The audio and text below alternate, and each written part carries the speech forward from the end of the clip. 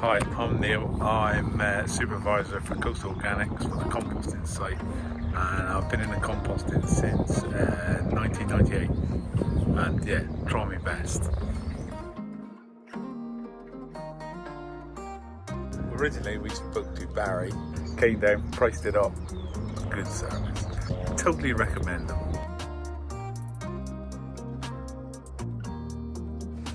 There's one little one.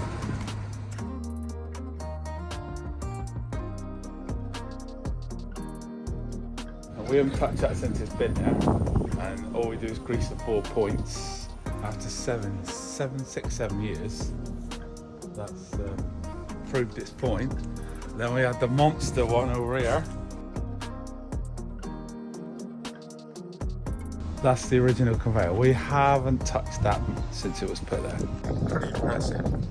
And that we're putting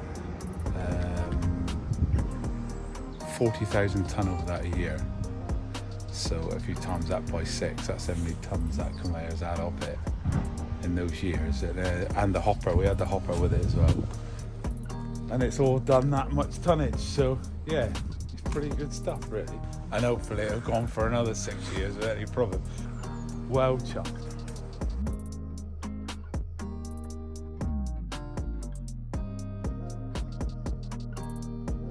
Straight green waste, in, out, 18 weeks, done. The oversized goes to biomass and the compost goes right to farms and landscapes. Letting something grow, give it back to nature, yeah, exactly.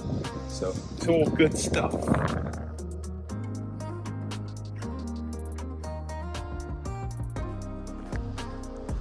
Yeah, this is our problem. It should be compostable garden waste, not garden waste. They think garden waste is everything that comes from your garden, regardless if it's a bit of plastic, bit of metal, bit of anything.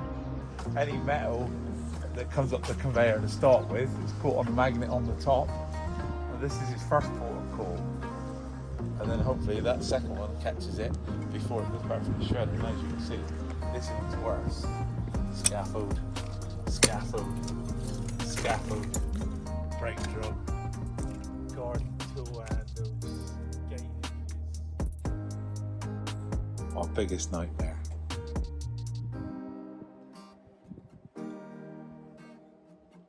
But yeah, good old recycling.